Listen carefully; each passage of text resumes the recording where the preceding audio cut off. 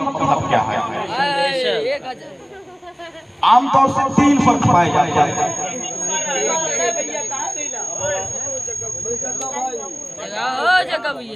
आमतौर से हुजूर ये सब लगा 3 फर्क पाए जाते हैं।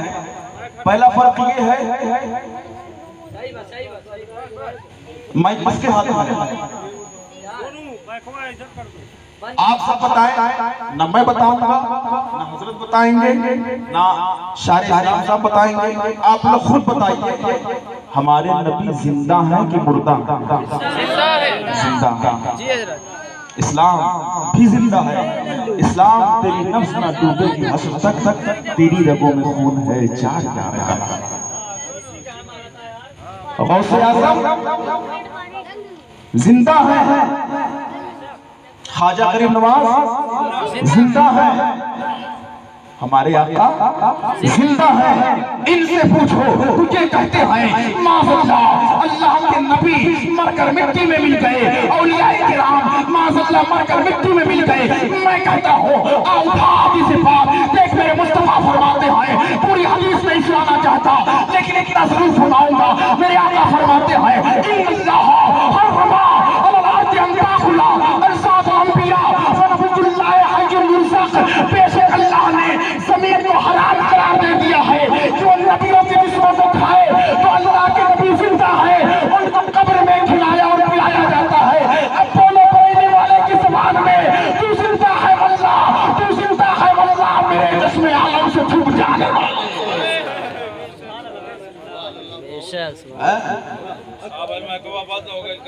हदीस पाक समाप्त। अब गौसे आज़म भी जिंदा दोबारा दे रहा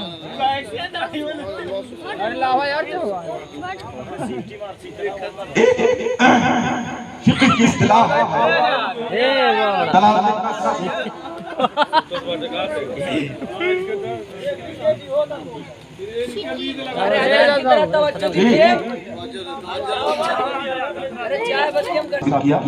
अब कुरान पाक से साबित किया।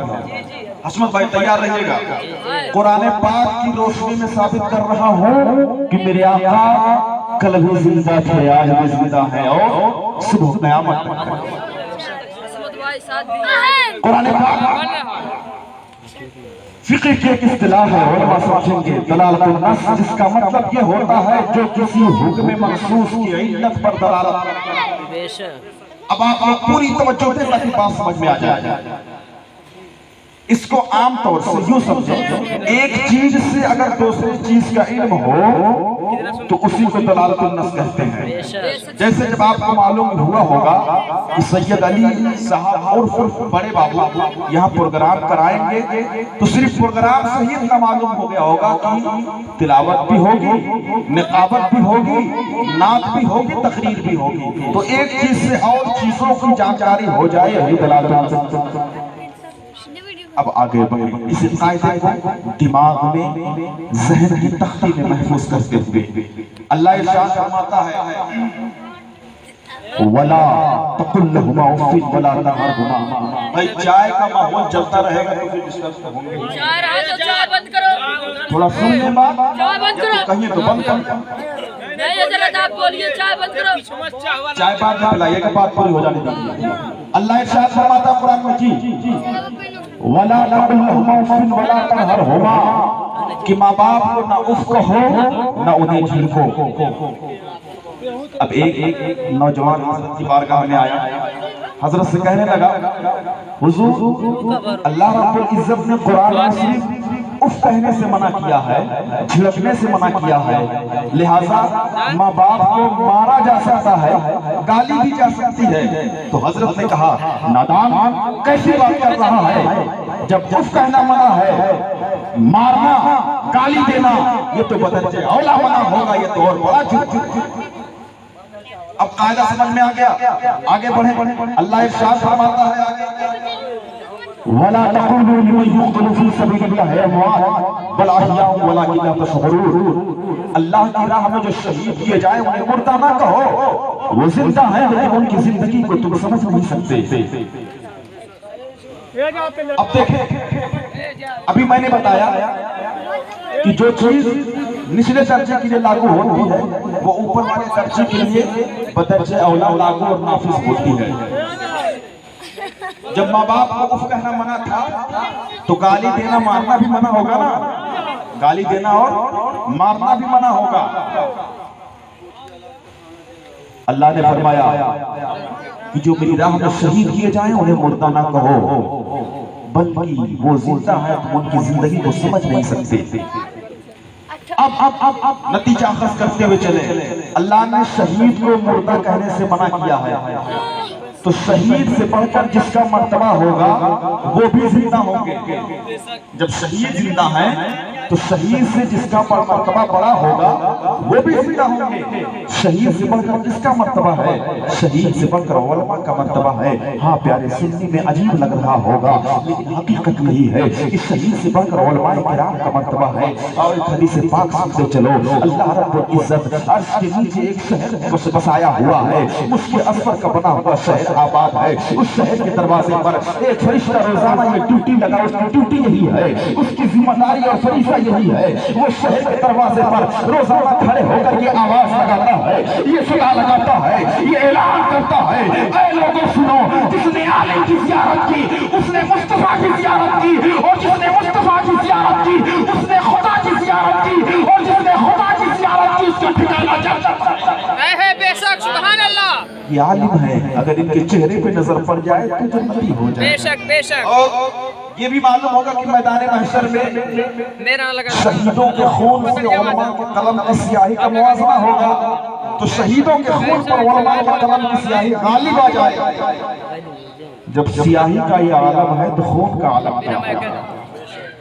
पता चला शहीद से बढ़कर उलमाए किराम का मर्तबा है, और उलमाए किराम से बढ़कर औलियाए इज़ाम, इसलिए कि हर वली आलिम होते हैं, हर वली आलिम होता है, लेकिन हर आलिम की ये जरूरी नहीं वो वली है। इसमें उमूम खुसूस मुतलक की निस्बत है, ये मंतिक के खिलाफ। अब नतीजा मैं पूरा निकाल रहा हूँ। शहीद से बढ़कर उलमा का मर्तबा, लिहाजा उलमा जिंदा, उलमा से बढ़कर औलिया किराम का मर्तबा। मतलब नतीजा ये निकला, नतीजा ये अखज़ हुआ कि औलिया किराम भी जिंदा है। अब मैं नाम लेकर कह रहा हूँ, तरतीब बयान कर रहा हूँ कि कौन कौन जिंदा है।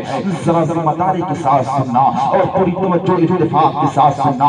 जब शहीद जिंदा है तो उनसे बढ़कर उलमा का मर्तबा है, ये भी जिंदा है। उलमा से बढ़कर औलिया किराम का मर्तबा है, ये भी जिंदा है। अब मैं नाम लेकर कह रहा हूँ, सुनो। हुजूर ज़ुल्फुद्दीन बख्तियार काकी जिंदा है, बाबा फरीदुद्दीन गंजशकर जिंदा है, नसीरुद्दीन चिराग तहरीर जिंदा है, निजामुद्दीन औलिया जिंदा है, मखदूम अशरफ जिंदा है, मखदूम महदी जिंदा है, हाफिज मिल्लत जिंदा है, सदरुल शरिया जिंदा है, शैखुल औलिया जिंदा है। जब ये औलिया किराम जिंदा है तो जो वलियों का सरदार है, महबूब सुभानी, खुतब रब्बानी, गौसे सुल्तानी, शाहबाज रमकानी, वो नहीं जिंदा। अरे जब वली अल्लाह जिंदा है, वली अल्लाह जिंदा है तो मोहम्मद रसूलुल्लाह जिंदा क्यों नहीं? जब इस पार का ये आलम है, उस पार का आलम क्या होगा जब उनके गदा देते हैं शाहाने ज़माना की झोली, मोहताज का जब ये आलम है, मुख्तार का आलम क्या होगा?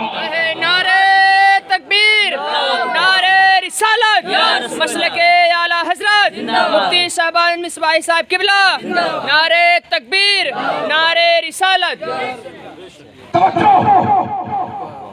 रब ने फरमाया शहीद से बढ़कर मर्तबा उलमा का, उलमा भी जिंदा, उलमा से बढ़कर औलिया का मर्तबा, औलिया भी जिंदा, औलिया से बढ़कर अंबिया का, सहाबा का, ताबईन का, ये दर्जा बदर्जा इन सबके मरातिब है। जब औलिया किराम जिंदा है, जब वली अल्लाह जिंदा है तो मोहम्मद रसूलुल्लाह जिंदा क्यों नहीं? फिर पढ़िए बरेली वाले शेर को, आशिक़ रसूल इमाम अहमद रज़ा के इस कलाम को, दिल जिंदा है वल्लाह, दिल जिंदा है वल्लाह, मेरे जश्न आलम से जुड़ जाने वाले। इन्हीं जज्बातों के साथ मैं अपने गुफ्तगू खत्म करता हूँ। अल्हम्दुलिल्लाह यूट्यूब पर मेरी तकरीर मुफ्ती शाबान मिसबाही के नाम से आपको इल्मी तकरीर भी मिल जाएगी, वाक़ियात की रोशनी में भी तकरीर मिल जाएगी, तारीखी तकरीर मिल जाएगी। आप समाप्त करें और मेरे लिए दुआ फरमाएं। आला हज़रत अज़ीमुल बरकत के कलाम से अपनी बात खत्म करता हूँ।